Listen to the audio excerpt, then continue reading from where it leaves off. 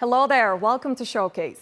Over the weekend, Atatürk Cultural Center held the Istanbul Digital Art Festival. The third edition of the event highlighted the potential of digital art to bring people from different generations and cultures together.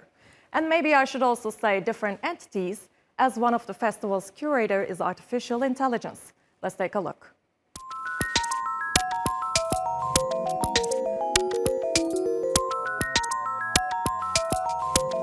Rabat Karakanova is the Istanbul Digital Art Festival director.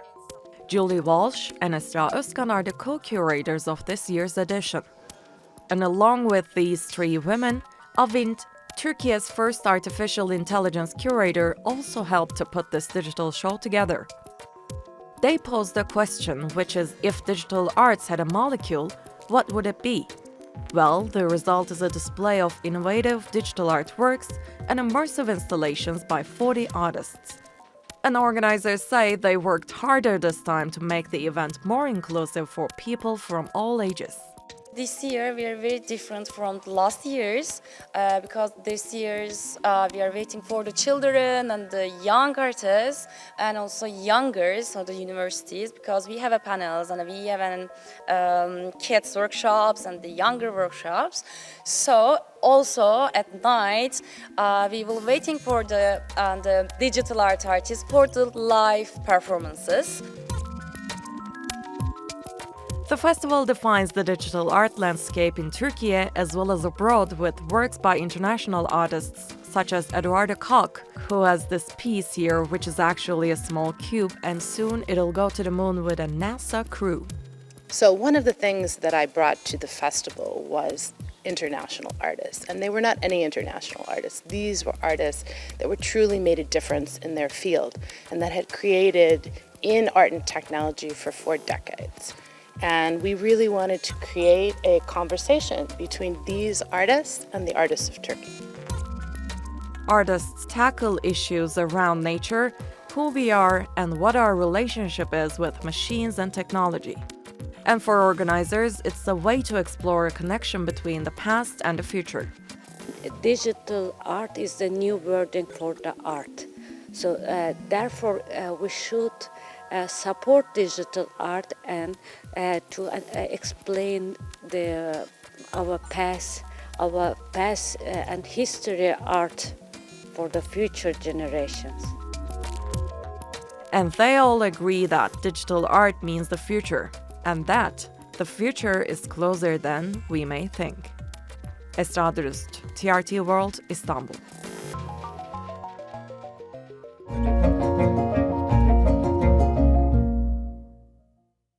The fourth edition of the London Design Biennale is underway at the city's Somerset House. More than 40 participants from all over the world are exploring the theme of collaboration. Turkey is also there with an installation by architect Melek Zeynep Bulut. This giant steel wind chime, called Openwork, has been designed by Turkish architect Melek Zeynep Bulut.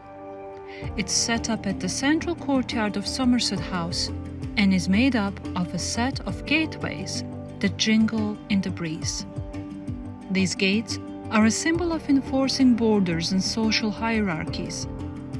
But the interactive nature of the pavilion lifts some borders for visitors right at the start and gives a hint of what awaits at the Biennale. Eser kendi içerisinde aslında multidisipliner bir iş. Hem mimari bir. We wanted to design a performative space.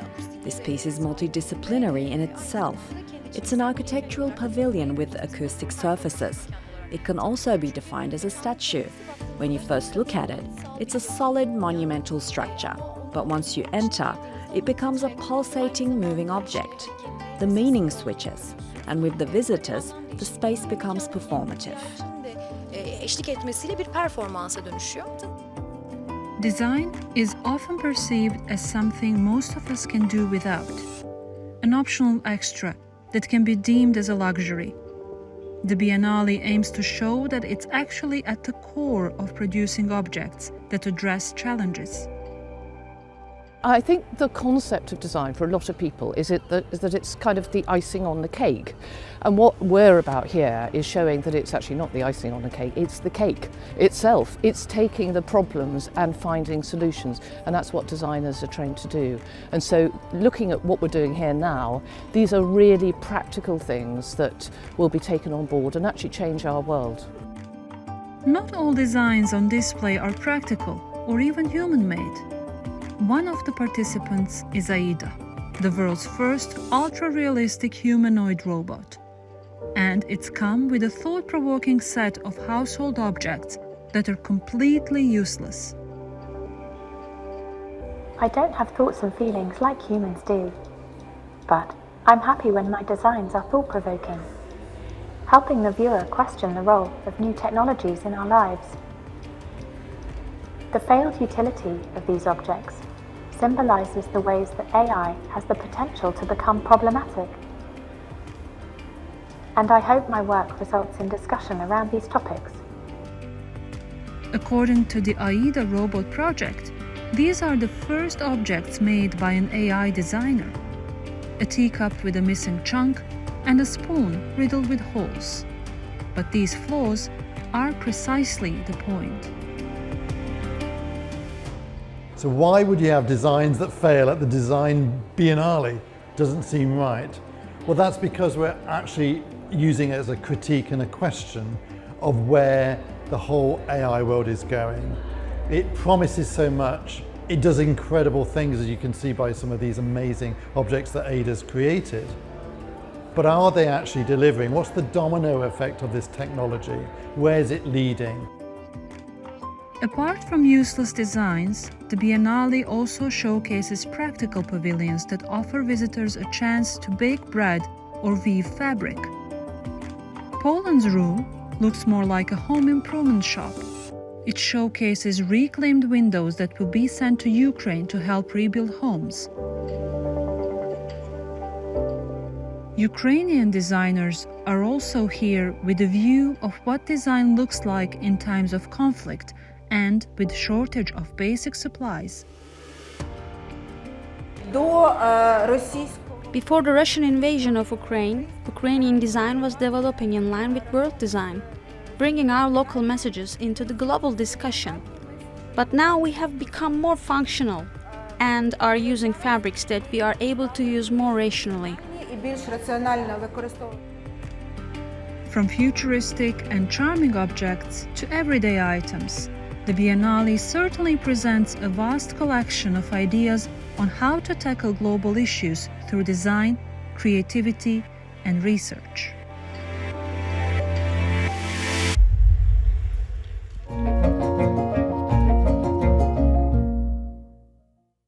Gremlins is an enduring franchise that redefined genre cinema in the 80s and the 90s. Now the Hollywood property has been translated to the small screen with a surprising rebranding. Magic is all around us. If you don't go out and look. The original Gremlin movies mixed Warner Brothers-esque cartoon humor with scary movie tropes. And that led to its success. Gizmo? Hi, Gizmo. I'm Sam. Now, more than 30 years later, the franchise is back, but as an animation series. The prequel, set in 1920s China, finds Sam Wing as a kid encountering Gizmo for the first time. Our only concern should be the Mogwai falling into the wrong hands. Wing was the grandfather in the movies, and keeping with the franchise's tradition, he also has a grandpa. And that family connection has a meaning. If we don't save Gizmo, who will? Grandpa represents the culture, the mysterious aspects of the Mogwai, because that's why the secret of the Mogwai is the title. We need to return Gizmo to his home to save humanity. And it seems the change of format from live action to animation didn't take away from the franchise's quality. then the world. Very well done. The whole series was I voiced many episodes and we're very happy to do it because it was such a pleasure coming to work and see the Mogwais on the screen and try to deal with them in so many ways through my grandson. And Sam is so well voiced. I think the audience will love it. He has that animation quality, and as a young little boy, going to the fair with Grandpa. So far, the show has received the thumbs up from viewers and critics, showing that despite the risks involved, rebranding a franchise might come with the reward of reaching future generations. How many monsters did you slay today, huh? Same as always. 0.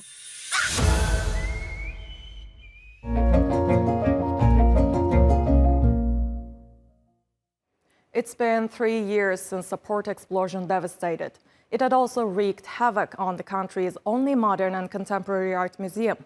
But now it's back in its old glory. Dozens gathered to celebrate the reopening of the gracious Sursock Museum. The institution had been under rehabilitation since the catastrophic Beirut port blast in 2020.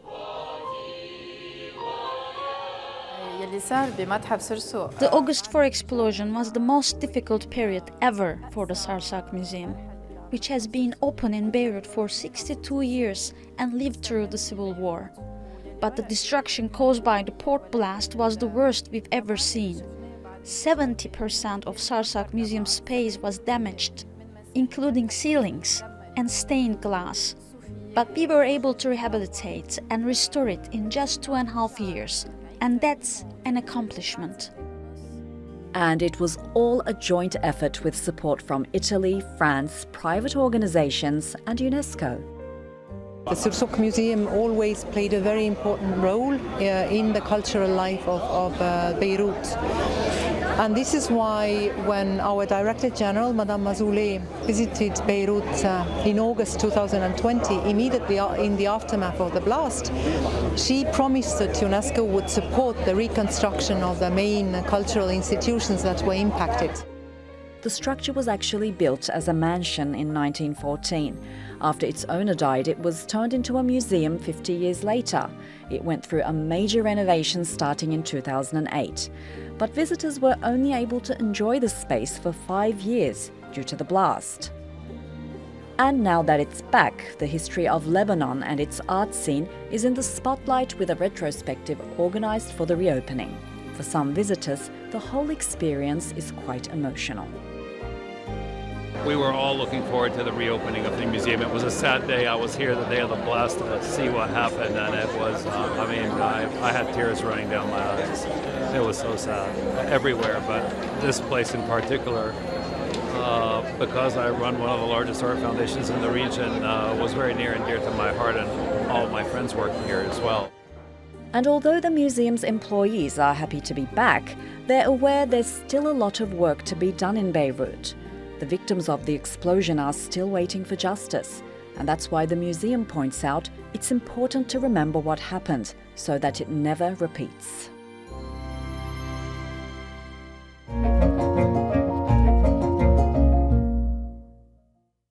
Art therapy is known to be an effective form of treatment for special needs children. And that's why one school in China is making sure its students get exposed to it as much as possible.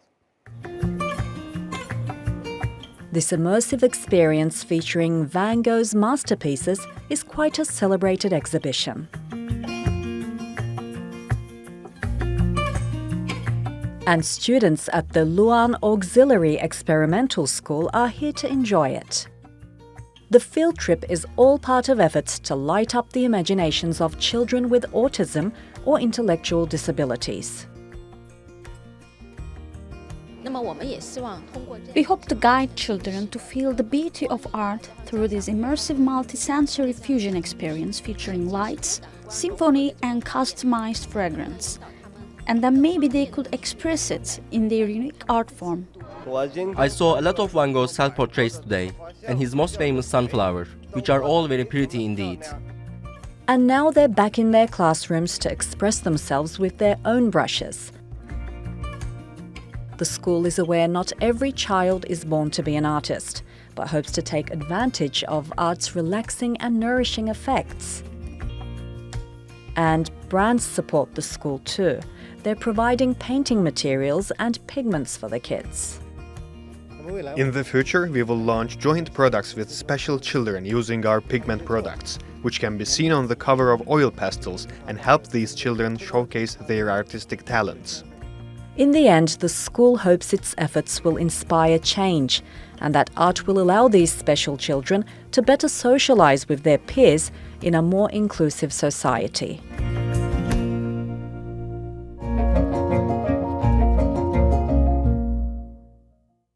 Artists from around the world were in Rabat recently to add a splash of color to the Moroccan capital. And their murals covered themes from protecting the environment to preserving cultural heritage.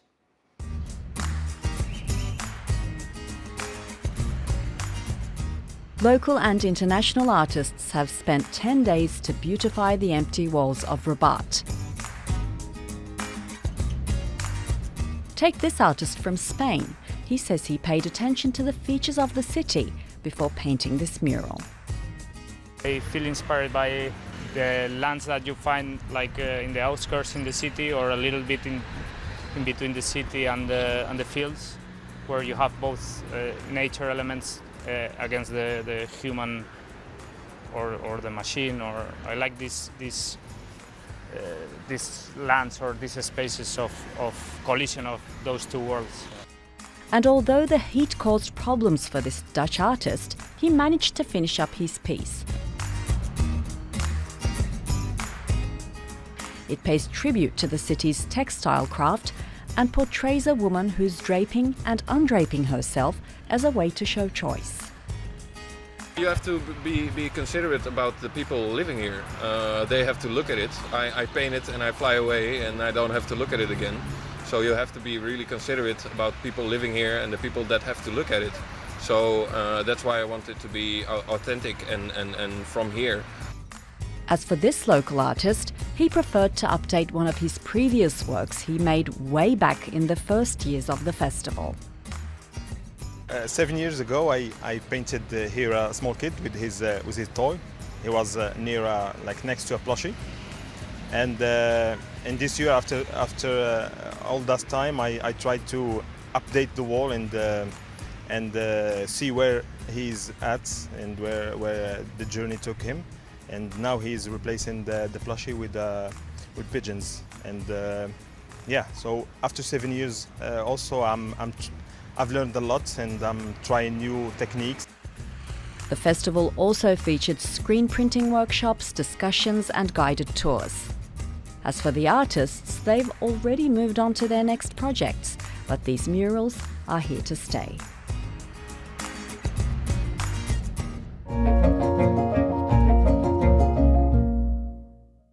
Casablanca celebrates its 80th anniversary. This black and white classic is called one of the best movies to come out of Hollywood.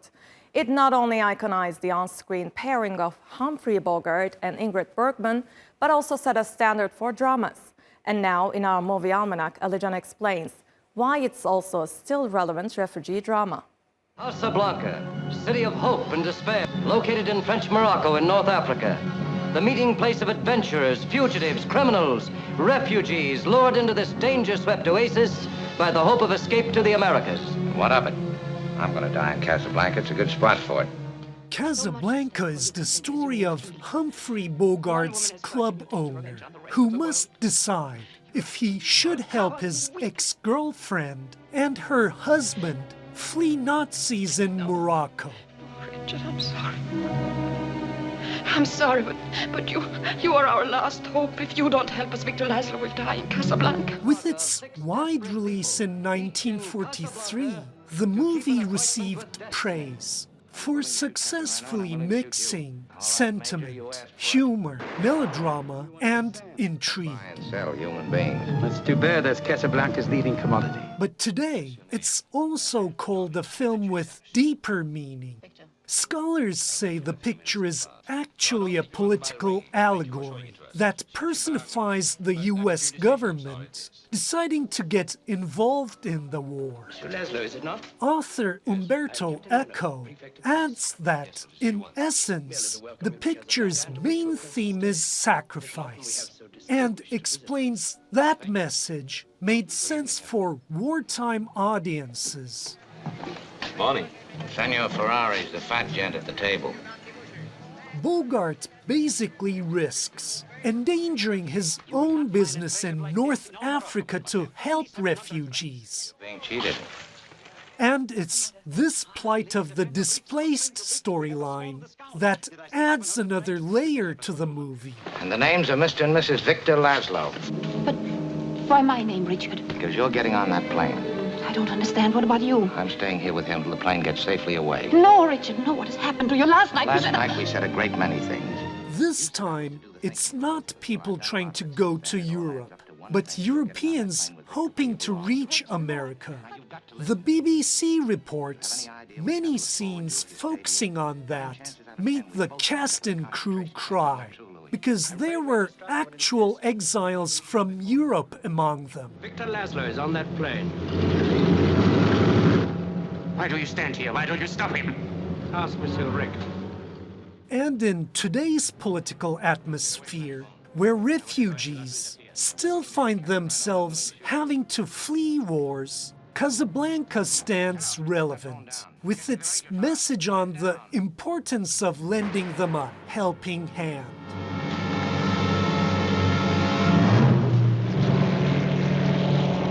My letter of transit? I could use a trip. But it doesn't make any difference about our bet. You still owe me 10,000 francs. And that 10,000 francs should pay our expenses.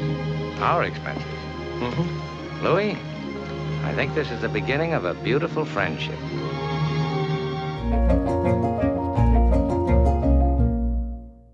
British architect Norman Foster has spent 60 years pushing the boundaries of technology with impressive modernist buildings around the world.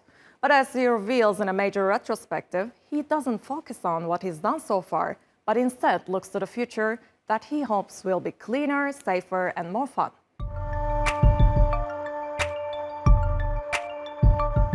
From the London Gherkin to the Berlin Reichstag, Norman Foster has designed many famous structures during his career. He received the Pritzker Prize for his significant work in 1999. Now, at the age of 87, he is the subject of a major retrospective at the Pompidou Center in Paris. When you bring that work together with the other inspirational elements, you can see connections which you would not see if you were just perhaps looking at one project in isolation. But overall, I'm more excited by the future than I am by the past. Foster hopes that cities in the future will be better than they are now. He hopes for a green, quiet, healthy, safe and fun environment. And he thinks AI isn't a solution for that future design. We're social animals, and also the thing that makes us different from all the other species is we make. We live in a world which is physical.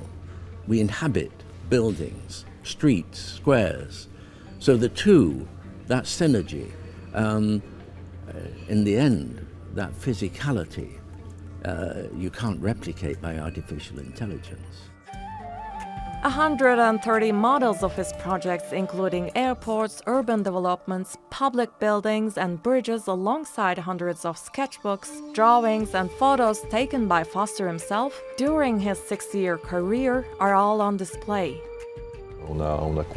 We designed themes which allowed us to organize his work, his 60 years of production. It was a very large number of projects, and so we were able to organize them, to choose them in order to give a comprehensible public access through these themes that punctuate all of his work, such as high-rise buildings, airports, and all means of circulation and mobility. The curator of the show adds that, although technology and ecology are usually opposed, for Norman Foster, who is often seen as a pioneer of the high-tech trend, the two are inseparable. Visitors can see Foster's work until August and get a better idea about his projects that balance technology and the outside world. That's it for this episode of Showcase. I'm Esra Dürüst. From me and the whole team here in Istanbul, thanks for watching and bye for now.